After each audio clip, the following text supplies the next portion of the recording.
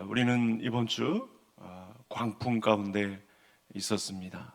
비상계엄 선포, 또 국회 해제 결의 결정까지 역사적인 시간을 지나쳐 왔습니다.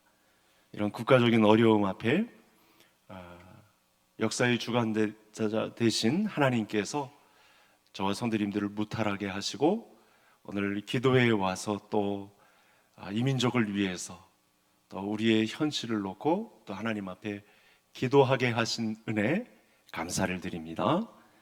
우리가 인생을 살다 보면 크고 작은 위기를 넘어가죠. 지난주에도 또 오늘 금요일에 이르기까지 큰 문제가 있었던 분이 있는가 하면 또 작은 문제도 있고, 문제를 해결해서 안도의 한숨을 쉬는 분들이 있는가 하면 아직 큰 산 앞에 놓여 있는 분들도 있을 것입니다. 성경의 인물들도 이 어려움을 만나면서 하나님과의 깊은 사귐이 이루어지고 그 내용이 성경에 기록되고 후대들에게, 믿음의 후대들에게 또 본이 되고 또 그 길을 따라서 문제 해결을 얻는, 거기서 하나님을 그들이 배웠던 것처럼 우리도 배울 수 있는 길을 알려주는 말씀이 성경에 등장을 합니다. 그때 믿음의 선배님들은 그 위경의 때를 믿음이 좋아지는 그 통로로 하나님께서 만들어 가셨습니다. 하나님께서 그 믿음으로 그들을 혹독하게 그렇게 이끄셨고, 그들은 또 그렇게 자기에게 그 명예로운 믿음의 길을 걷게 하시는 하나님 앞에 허용하고 하나님 앞에 항복해서 그 믿음을 쟁취했습니다. 성도님들이 맞이한 현재 상황은 어떻습니까? 한 해 동안 별탈이 없었는지요? 어떤 분들은 이 고난의 파고를 잘 넘어오신 분들도 있고, 한참 이 파고의 꼭지점에 서서 너무 힘든 시간을 보내는 분들도 있을 것이고, 또 고난을 좀 지나왔다, 또 안심하고 있는 분들도 또 있을 것입니다. 그래서 언제든 또 와도 나는 믿음으로 이기겠다, 이렇게 말씀을 하시는 분들도 있을 것입니다. 오늘 말씀을 보면 이스라엘 백성들이 오도 가도 못하는 상황에 있습니다. 지금 오늘날 우리와 같은 상황보다 어쩌면 훨씬 더 위급한 그런 상황에 놓여 있습니다. 그래서 이스라엘 백성들은 그 전에 결단을 하고 애굽을 빠져나왔습니다. 여러분, 400년 동안 이상 익숙했던 애굽 땅을 벗어난다는 건, 이 애굽 땅을 놓고 약속의 땅이라도 가나안을 향해서 간다는 건 쉽지 않은 결정입니다. 정이 다 들었죠. 전 평생을 다 바쳐서 남의 땅이지만 그 자리에 있었던 그 정들었던 땅을 떠난다는 건, 가족 식구들과 함께 다 그 자리를 떠난다는 건 쉽지 않은 결정이었을 것입니다. 하나님의 무서운 심판으로 또 바로는 억지로 이스라엘 백성들을 보낼 수밖에 없었습니다. 우리가 읽었던 말씀 중에 이 긴장감이 감돌고 있습니다. 그리고 바로는 끝내 이 허용한 범위를 다시 돌이켜서 절대로 보내지 않겠다는 그런 말에 의해서 군대를 동원하고 이스라엘 백성들을 추격하는 그런 과정에 본문이 놓여 있습니다. 그리고 이스라엘 백성들은 이제 홍해를 앞두고 있습니다. 그 진퇴양난입니다. 앞으로 가지도 못하고 뒤로 다시 돌아가지도 못하고, 앞에는 홍해가 있고 뒤에는 애굽 군대가 추격해오는 그런 상황입니다.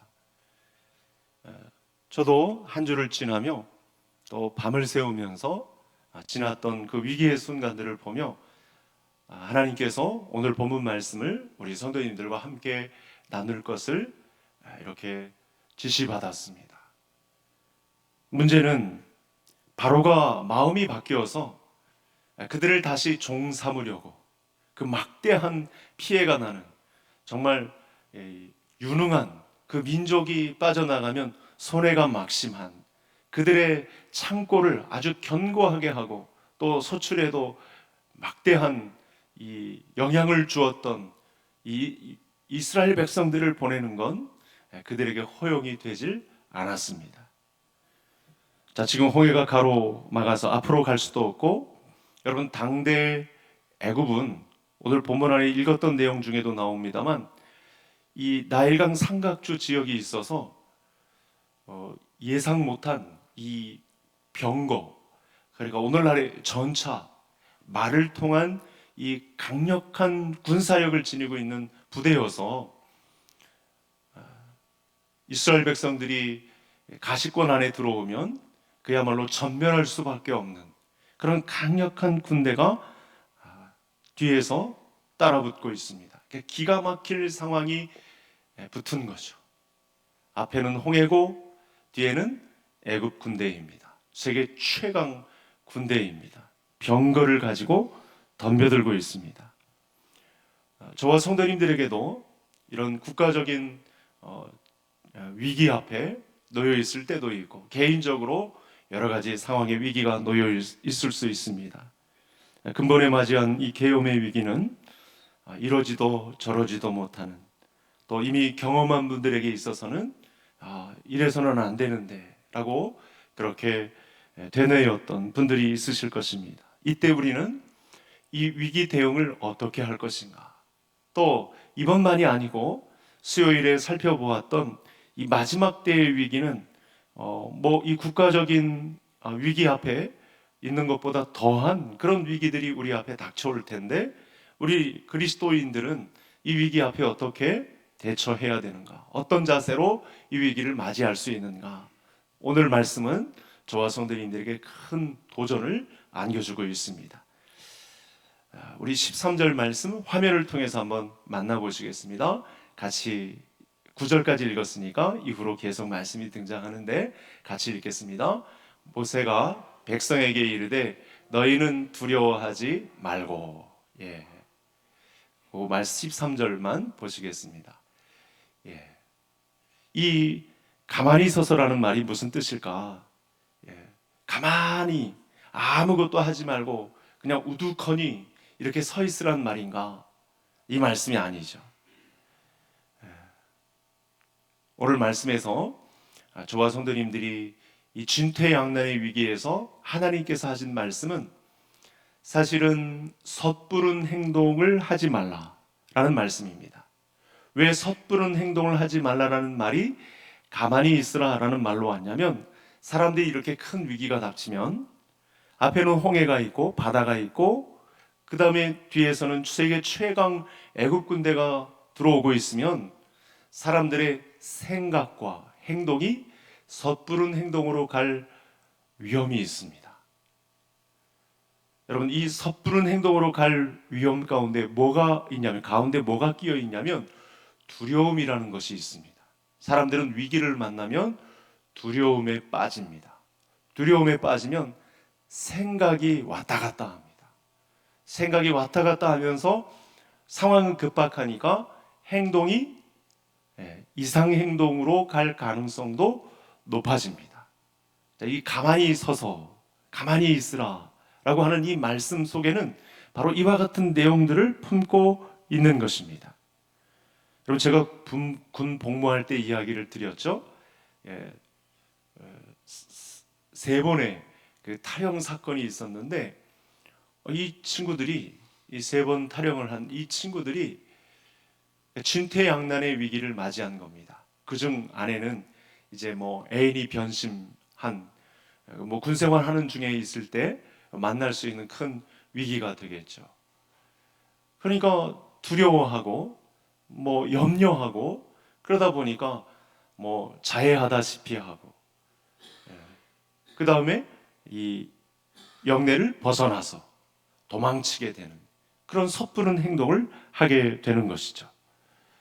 여러분, 병사들이 전쟁이 일어나면 사실은 정상적인 이 행동 지침에 의해서 움직이는 것이 아니라 몇몇 병사들은 두려워하다가 그만 오발 사고도 나고, 전시가 아니어도 맨날 이 사고 접수를 통해서 심상이 눕기 전에 들려오는 소식들이 그런 것입니다. 수많은 사건 사고가 나타납니다. 왜죠? 두려워하니까요. 그 두려워하다가 생각이 바뀌어지고 섣부른 행동들이 나타날 때 하나님의 말씀은 지금 또 엄청난 위기를 맞이하고 있는 이스라엘 백성들에게 가만히 서서 가만히 있으라 라는 말씀을 하고 있습니다. 그럼 믿음의 사람들은 하나님이 우리에게 주신 이 위경을 만날 때 창세기부터 요한계시록까지 우리에게 말씀을 주셨는데, 말씀하시는 하나님이라서 말씀하시는 하나님의 믿음의 대열에서 이탈하지 말아라. 하나님의 말씀의 기준을 가지고 이걸 적용하는 연습을 해오다가 그 말씀의 대열, 그 믿음의 대열에서 이탈하지 말고 세상이 주는 생각, 세상이 주는 행동, 섣부른 행동, 우리의 감정에 치우친 행동, 이것으로 대응하지 말고 이 믿음의 대열에서 이탈하면 안 된다라는 말씀이 가만히 서서라는 말씀이 되겠습니다. 여러분, 우리가 현재 맞이한 상황 속에서 우리와 동행하시는 분이 누구십니까? 우리보다 앞서서 우리가 당한 위기를 너무나 잘 알고 있는 분이 누구시겠습니까? 우리를 죄와 사망에서 구원하신 예수 그리스도께서 우리와 함께 계시는 줄을 믿을 수 있기를 간절히 소원합니다.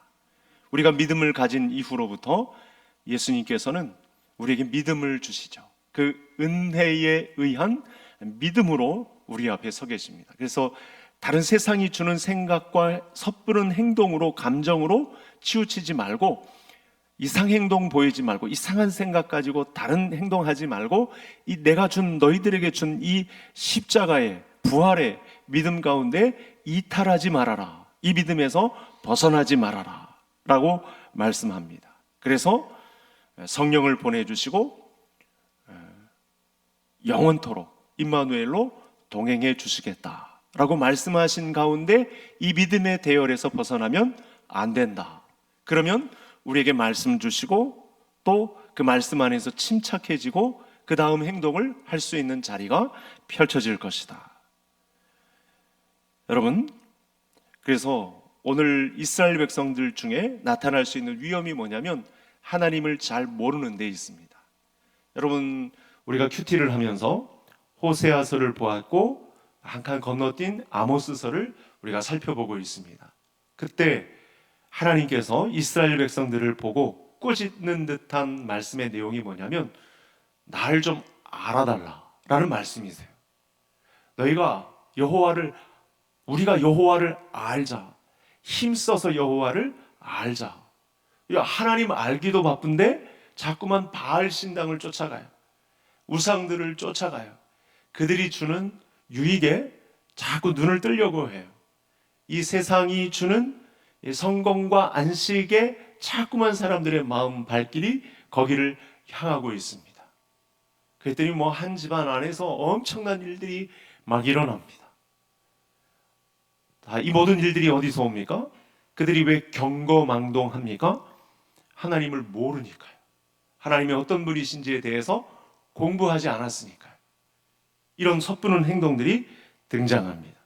여러분, 하나님에 대한 지식이 떨어지면, 하나님에 대한 지식에서 멀어지면 사람들은 이상행동을 합니다. 감정을 추스르기가 힘들어집니다. 그래서 우리는 오늘 이 밤에도 13절에서 말씀한 것처럼 가만히 있어서 이 믿음의 대열에서 이탈하지 않고, 우리가 올 것이 와도 이내 하나님의 말씀을 통해서 우리 믿음의 선조들을 훈련하셨고 우리들 동일한 방법으로 믿음의 대열에서 이탈하지 않게 하시는, 그래서 예수 그리스도를 우리에게 보내주셨고 그 나라의 완성을 위해서 하늘에 가셨고 이미 성령을 보내주셔서 우리를 이 믿음의 대열에서 꼭 품어 안아주시는 이 하나님의 방법에서 이탈하지 않고 가만히 서서 여호와의 구원을 바라볼 수 있는 우리 모든 성도님들 될 수 있기를 간절히 소원합니다. 그러고 보면 여러분, 진짜 광풍이 몰아쳤는데 까딱하면 큰일이 일어날 뻔했는데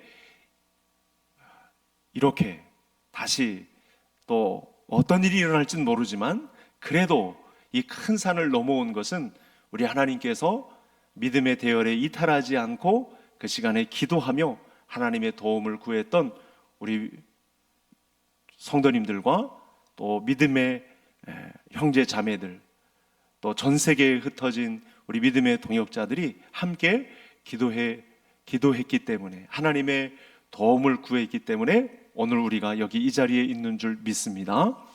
두 번째 화면을 한번 보시겠습니다. 오늘 본문 안에서는 몇 가지 우리에게 위기를 만났을 때 어떻게 할 것인가, 이와 같은 광풍을 만났을 때 우리로서는 도저히 감당할 수 없을 것 같은 상황 속에서, 이 진퇴양난의 위기 속에서 우리는 어떻게 할 수 있을까? 다음 우리 14절 같이 읽겠습니다. 여호와께서 너희를 위하여 싸우시리니 너희는 가만히 있을지니라. 오늘 말씀을 통해서 알 수 있는 비밀 또 한 가지가 있습니다. 내가 맞이한 이 위기는 나만의 것이 아니라는 거예요. 그러니까 나 혼자만 맞이하는 위기가 아니고 내가 맞이한 모든 위기 가운데 하나님은 그 한복판에 서 계신 분이라는 사실을 알 수 있습니다. 내가 맞이한 싸움은 나만의 싸움만이 아닙니다. 오히려 나보다 더 앞서서 가장 한복판에서 이 싸움을 정면으로 맞이하고 있는, 떠받들고 있는 분이 계십니다. 바울은 이 신자들이 맞이한 싸움에 대해서 이렇게 말씀을 하죠. 혈과 육에 대한 싸움이 아니고 하늘에 있는 악한 영들에 대한 싸움이다, 이렇게 말씀을 하셨어요. 그러니까 우리 그리스도인들이 맞이한 모든 위기 가운데는 이 영적인 문제가 한복판에 있습니다. 그래서 우리로서 어떻게 하늘에 있는 이 공중권세 잡은 자의 이 악한 영들에 대한 싸움을 우리가 어떻게 맞서서 싸웁니까? 그러니까 모든 싸움, 성도들이 만나는 모든 위기 가운데는 우리 하나님께서 함께 싸워주고 있음을 믿을 수 있기를 바랍니다. 우리의 적은 사단의 세력입니다. 하나님의 적이죠. 그러기 우리가 혈과 육으로 두려움과 감정을 앞세워서 싸우면 어떻게 되죠? 백전백패가 되는 거죠. 무력한 싸움이 되는 거죠. 그런 하나님에 대한 지식이 없다가 내 감정으로 치우쳤다가 그냥 허탈하게 그 싸움에서 뒤로 물러설 수밖에 없는 상황이 오게 되는 것입니다. 우리가 하나님을 몰라서 그런 싸움을 허망하게 계속 싸울 수는 없는 것입니다. 그래서 우리는 우리와 함께 싸워주시는 하나님과 함께 싸우는 대열에 우리가 들어가야 합니다. 그분은 우리의 힘과 지혜가 되어 주십니다. 오늘 본문의 모세는 어떻게 앞장서고 있습니까? 하나님이 너희를 위하여 싸우신다. 여러분, 이 과정에 나타난 하나님이 어떤 분이신지 모르면 모세가 위대한 지도자로서만 등장을 해요. 여러분, 칼빈이 이 천주교와 맞서서 싸우는데 사람들이 이 천주교 사상에 1000년 동안 젖어 있었잖아요. 그래서 칼빈이 어느 한날은 하나님의 말씀을 보고 작정을 하고 집에 있는 십자가를 다 가져오라, 뭔가 잘못된 것을 직감하고 가져오라 그랬더니요, 그 동네에서만 군함 한 대를 만들 수 있을 만큼의 십자가가 가정에서 다 나오더래요. 잘못된 믿음을 가지니까 이 신숭상을 십자가의 의미를 두고, 여러분 천주교에는 우리 기독교와 달리 우리는 아예 합동측은 걸지도 않잖아요. 여러분 천주교의 십자가는 어떤 십자가죠? 예수님이 매달려만 있어요. 이 고난 받으시는, 이 면류관에 피를 흘리시는, 고개를 푹 숙이신 예수님이 다 동일하게 있잖아요. 여러분 성경에서 가르치는 십자가가 고난의 십자가만 있나요? 부활도 있으시잖아요. 그 죽음을 이기신 분이 있잖아요. 그래서 그 고착화시키지 않기 위해서 우리는 십자가 걸지 않습니다. 영광의 부활도 있기 때문에 우리가 걸지 않는 거죠. 그러니까 한 동네에서 군함 한 대를 만들 만큼의 십자가가 나왔다는 거예요. 우리가 그런 허망한 싸움을 싸울 필요가 없다는 것이죠. 중요한 것은 그래서 믿음입니다. 하나님은 우리의 싸움 한복판에 모든 싸움을 다 떠받들고 우리를 그 믿음의 싸움에서 이기도록 우리를 응원하고 계신 분임을 이 본문을 14절을 통해서 알 수 있습니다. 위기가 찾아오셨습니까? 여러분 믿음의 이 약속의 말씀을 붙잡고 승리하시는 성도님들 될 수 있기를 바랍니다.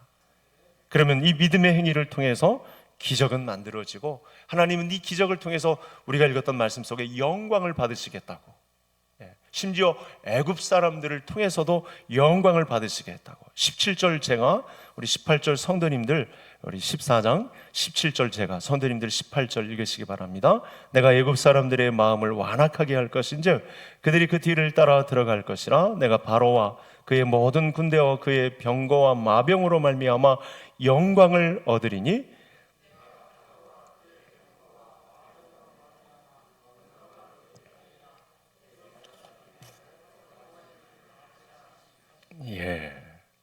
따라서 여러분, 자기 백성들이 만난 위기를 통해서 하나님은 자기와 더 가까워지기를 원하세요. 그러니까 하나님을 염두에 두지 않는 백성들은 항상 두려워합니다. 이 문제의 근본에서 해결책을 찾지 못합니다. 근데 하나님은 이 싸움 속에서, 이 사탄이 이 악한 영들에 대한 싸움 속에서 혈과 육으로만 가려고 하는 백성들을 끌어내서 대신 싸워주고 계신, 이 싸움 속에서 절대 이 믿음의 대열에서 이탈하지 않는 하나님의 군대의 일원이 되도록 이 싸움 한복판에 들어오셔서 우리를 그 믿음의 대열에 부추기는, 그래서 싸움이라도 맞이해서 이 싸움의 주관자가 누구신지, 그리고 하나님이 싸우시는 이 대적들을 혼자 싸우지 아니하시고 우리를 합류시키셔서 이 공중권세 잡은 자의 이 피 흘리는 최후를 맞이할 수 있는 그 대열에, 그 명예로운 대열에 예수님이 대장 되신 그 대등한 관계에 우리를 올리시고 영광과 찬송이 되게 하시려는 그런 계획을 오늘 우리에게 뿜어내셨습니다. 이 믿음의 대열에 이탈하지 않고 위기가 오더라도 올 것이 왔구나, 하나님이 나와 함께 싸우시는 이 한복판의 전쟁의 주관자 되신 하나님께서 나를 이 대열에 포함시키시고 큰 믿음의 대열에서 이탈하지 않게 하시고 이 싸움을 나를 위하여 싸우시는 하나님으로 오셨구나, 이 믿음을 받아들이는 우리 모든 성도님들 되실 수 있기를 바랍니다. 여러분, 이 믿음이 없었으면 우리가 지난 화요일 밤 수요일까지 어떤 시간을 보낼까요? 이거 어떡할까? 그런 트라우마를 가지신 분도 있지 않았겠습니까? 제가 교제하고 있는 목사님들 가운데는요, 그때 40년 전에 똑같은 위기를 맞이한 목사님들이 많아가지고요, 그 형님 목사님들이신데 지금까지도 정말 이 트라우마로 남았던 이 문제를 가지고 떨고 있는 그런 상황을 보게 되었습니다. 그래서 믿음으로 이 위기를 바라보라는 거죠. 하나님께서 이 대열에 우리를 합류시키셨다.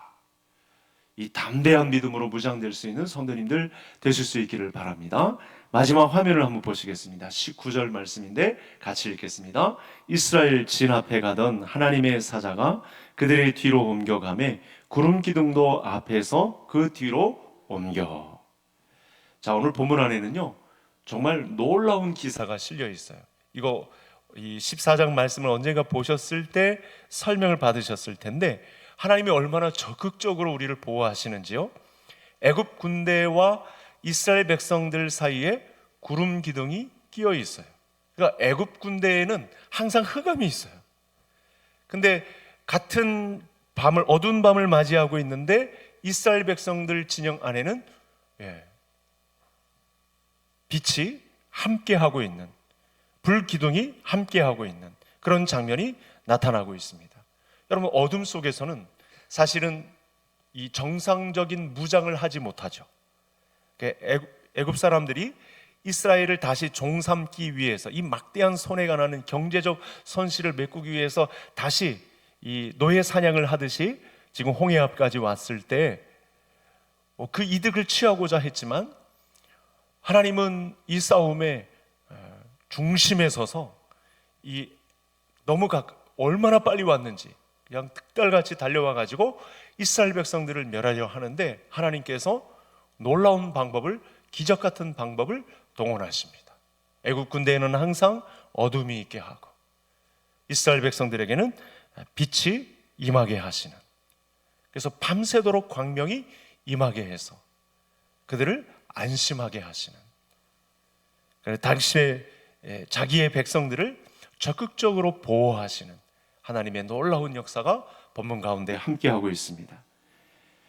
여러분, 이후에 좌우에 물벽이 생기게 하셔서 마른 땅같이 지나게 하시는 방법도 기적 같은 역사이고, 그 전에 이 애굽의 군대, 세계 최강의 군대를 구름 기둥으로 막아서 보호하심도 엄청난, 그래서 그 실체를 오늘 말씀 안에 보니까 19절에 하나님의 사자가 그들의 뒤로 옮겨가매, 이렇게 표현을 하셨어요.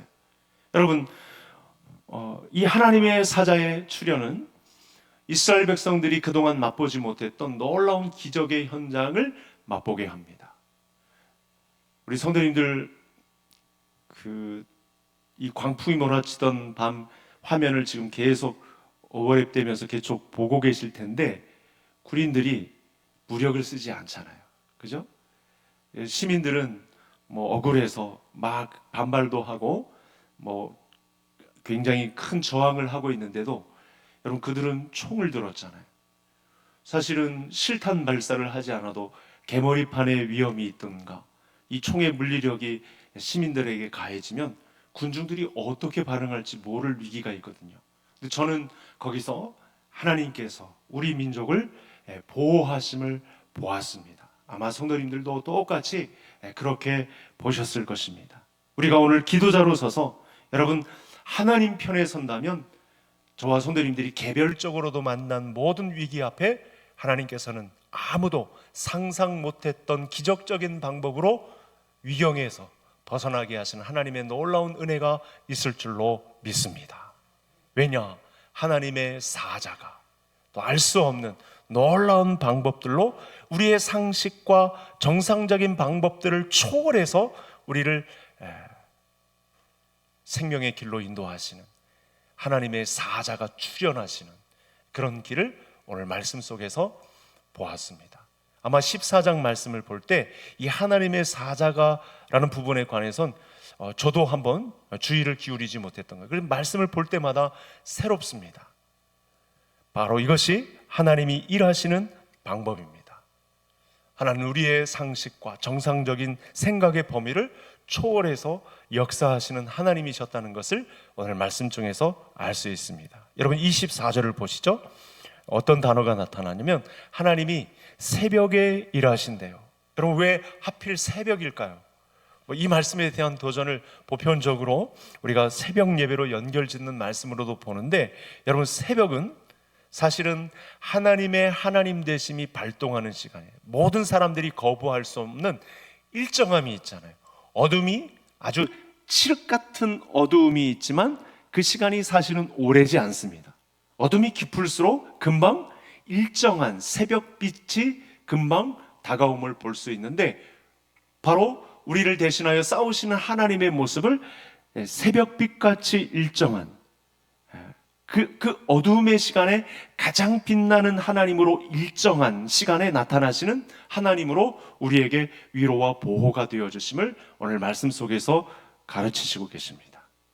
여러분, 하나님의 기적도 가장 힘들다는 시기에, 내가 감당할 수 없다던 시기에, 어쩌면 다 포기하고 알아서 하십시오 라고 할 그 시간에 새벽빛같이 일정한, 저를 한번 따라 하시겠습니다. 새벽빛같이 일정한. 여러분, 이것도 기적의 현장이고, 거기서 우리를 살려내시고 그 위경에서 벗어나게 하시고 치유도 허락하시고, 이 위경을 벗어난 놀라운 방법으로, 우리가 생각한 것 이상의 초월적인 방법으로 이끄신 하나님에 대한 간증이 오늘 말씀에서 나타난 동일한 방법으로 이 위기를 통해서 스스로 영광을 취하고야 마시는 이 하나님이 저와 성도님들도 동일하게 만날 수 있는 하나님으로 고백되는 이 밤이 될 수 있기로, 이 민족의 위기 앞에 닥친 이 모든 상황을 이렇게 세 가지로 가만히 서서 또 내가 대신 싸워줌으로 그리고 하나님의 사자가 보호하심으로 하신다는 이 약속의 말씀이 저와 모든 성도님들이 이 민족이 당한 위기 앞에 그대로 적용되는 놀라운 역사가 기도자들에 의해서 함께하는 은혜가 있기를 주의 이름으로 축복합니다. 이 말씀을 가지고 우리 위경 앞에 빠진 우리 민족을 위해서 이렇게 기도하겠습니다. 첫 번 기도 제목입니다. 하나님 위기의 밤에서 건져주심에 감사하고 우리가 두려워하지 말고 다른 행동하지 않고 믿음의 대열에서 이탈하지 말라라고 말씀하신 하나님의 말씀 앞에 우리가 부복하고 나를 위하여 앞장서서 싸우시는 대장 되신 예수님 앞장 세우고 하나님 더욱 의지하는 우리 믿음의 용사들이 다 될 수 있도록 마지막으로 우리 하나님의 사자가 가면 구름 기둥도 옮겨 보호하셔서 어둠의 시간에 가장 빛나게 하시는 이 믿음을 받아들이는 우리들이 다 될 수 있도록 오늘의 말씀이 우리 앞에 닥친 위기가 항상 기준이 되어서 이 믿음으로 이겨내는 놀라운 은혜가 나와 우리 이 사회와 이 민족 앞에 나타날 수 있도록 우리 다 같이 주 한 번 부르시고 이대로 기도하시겠습니다. 주여 하나님 아버지 감사합니다. 하나님 지난 시간 어두운 밤 가운데 우리를 건져주시고 생명의 날을 다시 허락하여 주셔서 하나님 이 밤에 또 기도하며 하나님의 도움을 구하며 언제 또다시 어떻게 역사할지 모를 하나님 위경의 밤을 믿음으로 이겨낼 수